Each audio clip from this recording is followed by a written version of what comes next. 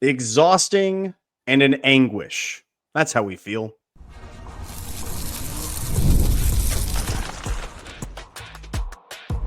You are Locked On Bulldogs, your daily podcast on the Georgia Bulldogs. Part of the Locked On Podcast Network, your team every day. What is up, everybody? Welcome back to the Locked On Bulldogs podcast, part of the Locked On Podcast Network, your team every day. Well, it is Saturday night, and you ought to know by now that your boys are going to be here, rain or shine, win or lose. And so here we go. Georgia lost to Alabama again. Kirby Smart lost to Alabama again. Kalen DeBoer outcoached Kirby Smart again. Another excruciating loss. Georgia steals defeat out of the jaws of victory, just like last year against Alabama. In some of the most mind-numbing ways imaginable. I could list. I think here's maybe a fun. We should make like a top 10 list of ways. This doesn't sound fun. No, it is. No, it's gonna be fun. It's gonna be fun. Just go with me here, Daniel. We should list the top 10 ways in which this game could have been different had any one of these 10 things gone differently, and they're all excruciatingly awful. Every last one of them. So simple. Nate Frazier, hold on to the football. We don't let them get three. Guess what? It's a tie ball game. Oh, okay. Tied. So we're in position. Probably. You think we go for it on fourth down if a field goal gives us the lead? Nope. We kick the field goal to take the lead. Okay. So Nate Frazier, maybe just do your job. I never want to see you on this football team again. Goodbye. Nope. I'll take Chauncey Bowens, Dwight Phillips. No, we're done. Josh McCray. We're finished talking about that. You and Ellis Robinson go somewhere else. We're not talking about that. How about if Georgia had we mentioned the fourth down play. That's what everybody wants to talk about. What if we kick the field goal instead of going for it on fourth and one right there? We kick the field goal. That's way number 2. Now it's a tie ball game, and now Alabama has to go down and score, not just lead the clock. Hey, was field goal kicker any good? Nope. Oh, no. He shanked Zilla the ball earlier in the game. So, you want to send him out there with a lot of pressure to kick a game-winning field goal? No, I feel pretty good about that if we're tied, and now all of a sudden we're going to overtime. What if – let's go back to the fourth down play.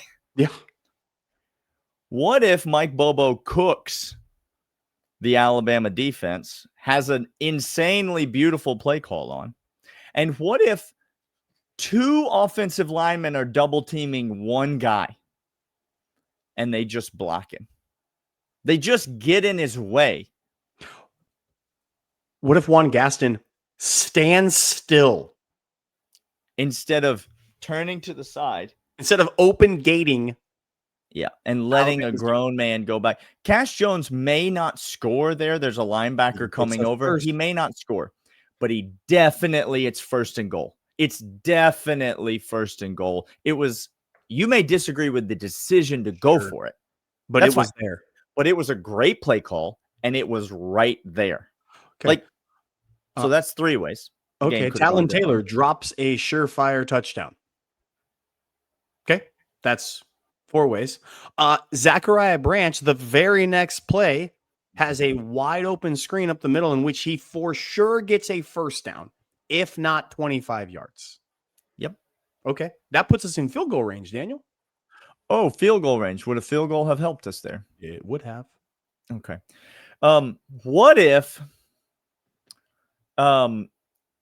Georgia just got a stop on a first down run play when God and everybody knew that they were going to run it on first down? What if we didn't allow 8 yards on first down coming out of the most important moment of the game when we got them backed up all the way to the 10-yard line and everybody knows that they're going to run the ball? What if we just didn't allow 8 yards on first down right there? What if we bowed up when everybody knew that they were going to run it? That could have helped us. Could have helped us mightily. Yep.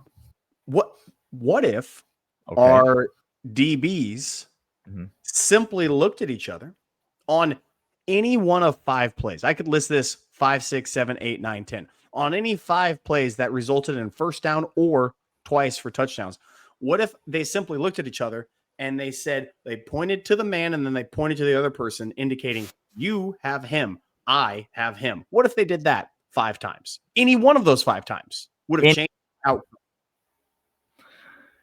Yeah, what if Georgia's defense had been even remotely prepared to play at the beginning of this game?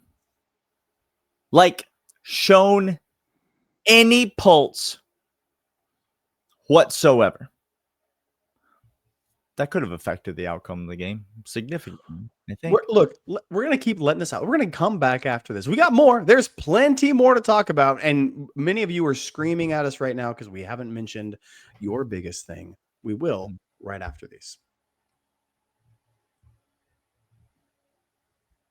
But these are, in fact, Mazda. Mazda, move and be moved. They're fantastic. They have great cars. You just don't move through life. You can find things that move you. It's your choice. Like, you can just show up and just line up across from Alabama and expect to win because you got 33 games. Or you can move things. If you choose to get out there, choose your people, choose to go for it, like really go for it. Choose to do something that moves you. Mazda crafts cars for those who do more than simply move. Mazda, move and be moved. That's not all, Daniel. Not only Mazda is helping us out, but so is DoorDash. DoorDash has streaks going on. We're starting a new streak next Saturday. Daniel, we got a brand new streak because our 33-game winning streak is over. But guess what? With DoorDash, it doesn't have to. Every single Saturday, you can win. It's fantastic. Saving more on your time. These players delivered when it mattered most. And by these players, I mean all of the Alabama players that delivered when it mattered most. Like, sure. The pressure was on. They came through. No hesitation, no delay. If you've been watching all week, we know it wasn't a fluke because our DBs got cooked by Ty Simpson. And just like Ty Simpson delivered for Alabama, DoorDash delivers your Saturdays. DoorDash streaks, you can save every Saturday on your order. Stack it up all season. You can get up to $250, including $100 in DoorDash credits. Order this Saturday. Keep the streak alive. Fuel your game day only with DoorDash. Terms apply. Promo period through 11/18. 2 small points of contention, and then I'll allow you to continue. Please do. Point of contention 1, if we lose to Kentucky on Saturday, we will be continuing a streak, not starting a new streak. So that's a minor correction from what you said in the ad read there, that Georgia would be starting a new streak on Saturday. There's a chance we'll be continuing a streak on Saturday. And point number 2, I was right. That was not fun. No. It wasn't fun, even a little bit. Listen, there's a million different things that we could talk about in this game. Can I get this off my chest? Because you might disagree with me, but please allow me to be the anti-Kirk Herbstreit and Chris Fowler. Go ahead. Kirby calling that timeout would have cost Georgia 15 seconds if we had gotten the ball back. It was the difference between getting the ball back with 1 minute and 10 seconds on the clock, which is what we would have done had we tackled Jam Miller. We would have gotten the ball back with 1 minute and 10 seconds on the clock. Plenty of time to go score at least a field goal with no timeouts. If we had called the timeout not called the timeout before the 2-minute warning, and then we had gotten the stop, this is a lot of hypotheticals, we would have gotten the ball back with 1 minute and 25 seconds roughly on the clock. 15 seconds is what it cost us, and not the difference between 20 seconds and 5 seconds. I'm talking about the difference between 1 minute and 10 seconds, 1 minute and 25 seconds. Kirk Herbstreit and Chris Fowler are paid to talk about something. They need to have something to talk about.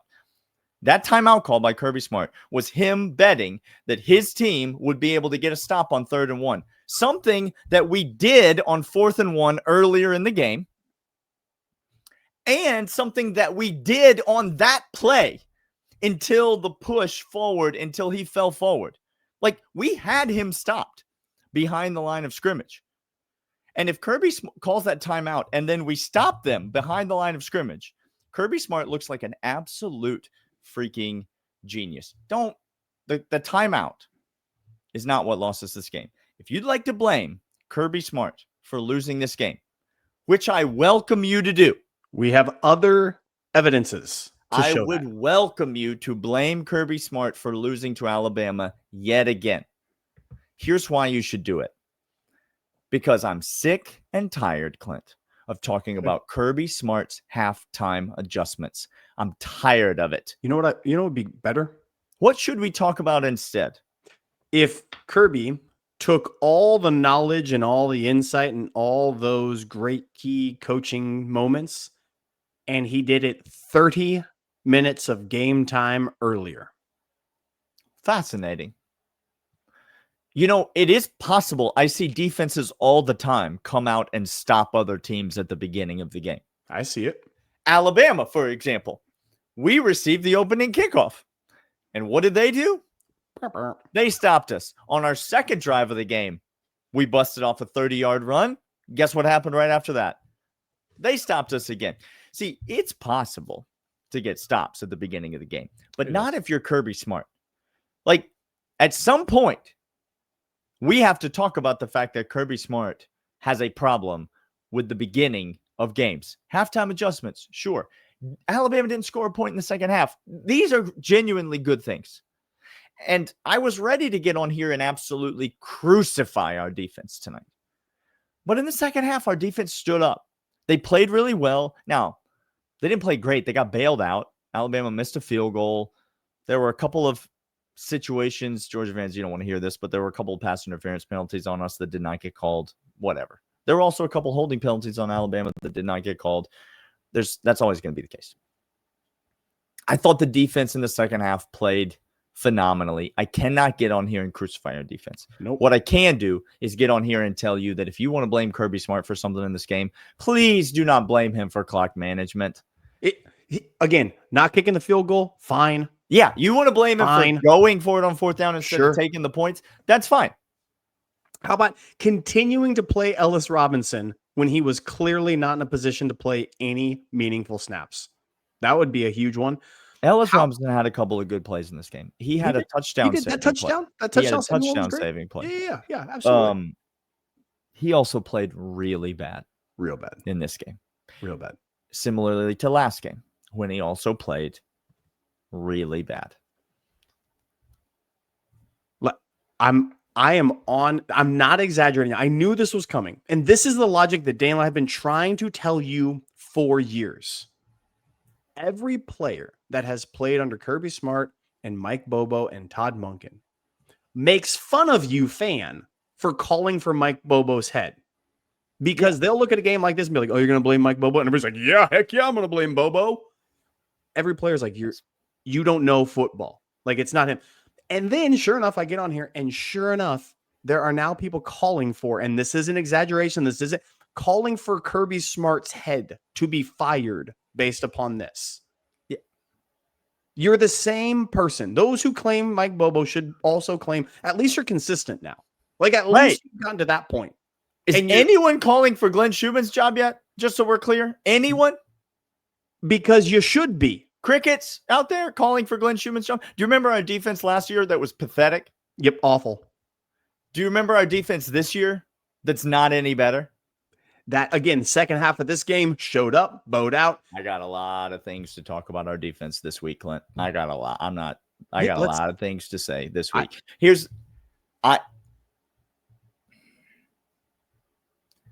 It's frustrating that Georgia lost this game. Agonizing.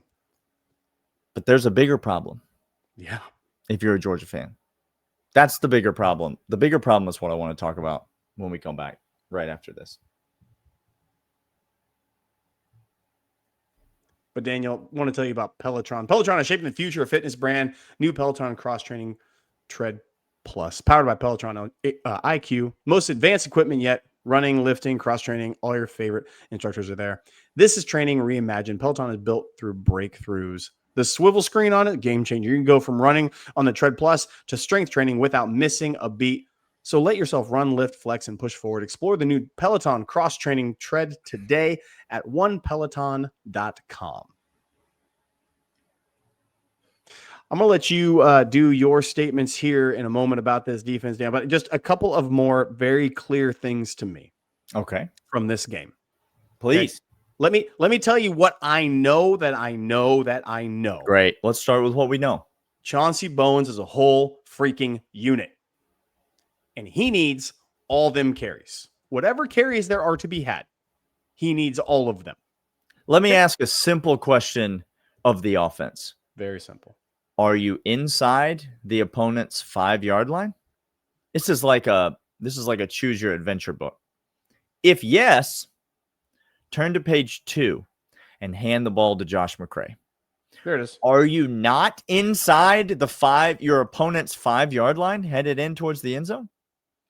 If not, turn to page 33 and hand the ball to Chauncey Bowens. These are your only 2 running backs, Georgia. That's it. I'm not interested in having a conversation about anyone else. I don't. Okay, that's thing number 1. Thing number 2, Gunnar Stockton can win you any game that you put him in position to do so. Okay? This game that he was a couple drop passes, the holding penalty against Bo Hewley that brought us back. Gunnar Stockton. By the way. Yeah, go ahead. That Bo Hewley's in the game because Juan Gaston got his lunch taken away from him on that 4th down call. He got benched because of that play. And so you had to put Bo Hewley back in and he gets the holding penalty. Juan Gaston's the better player.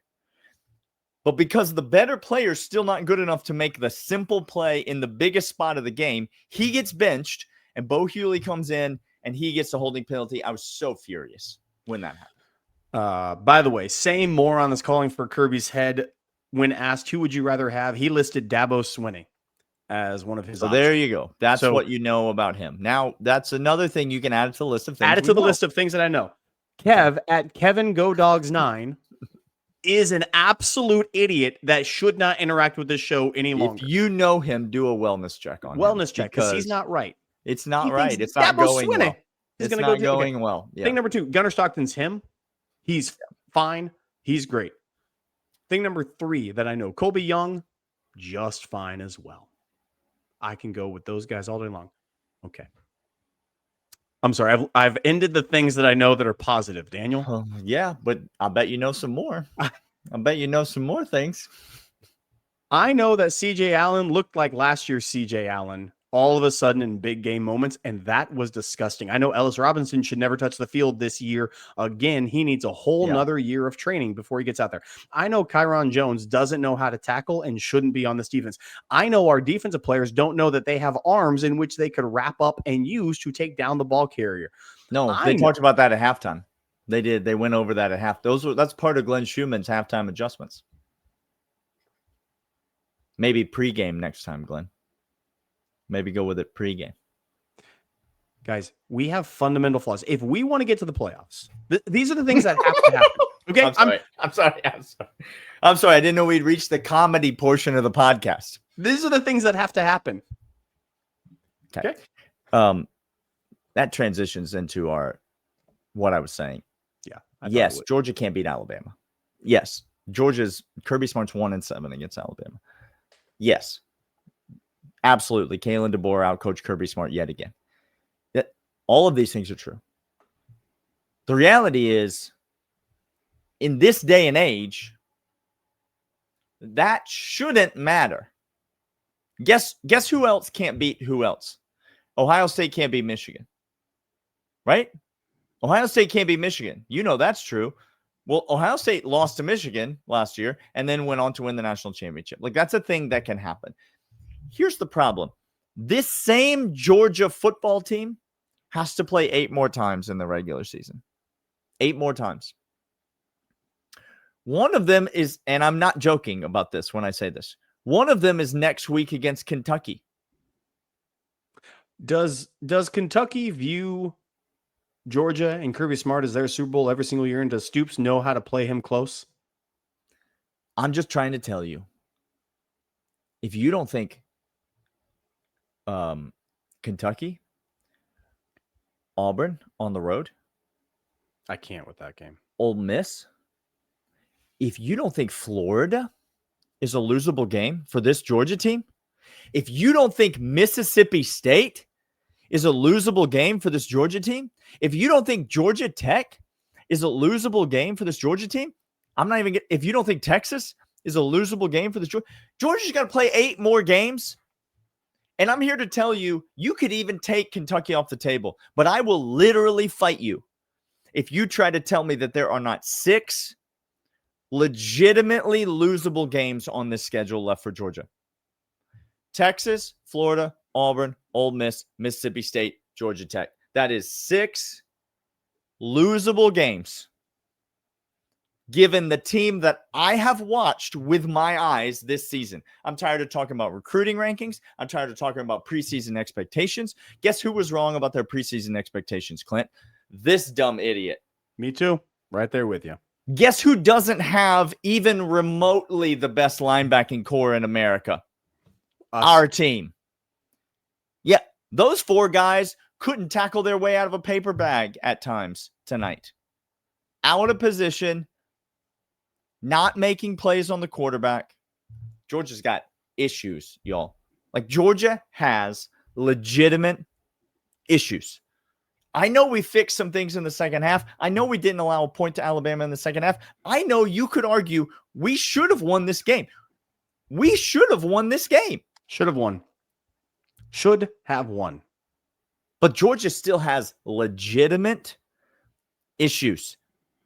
They had legitimate issues 2 weeks ago when they beat Tennessee, but the wool got pulled over our eyes because we squeaked out of there with a win that we had no business getting. But the same issues that were there on that day were here tonight on this day. And guess what? Those same issues ain't getting fixed. There are no other players. There are no other schemes. They're not getting fixed. This Georgia team is the team you're going to have to watch for the rest of the season.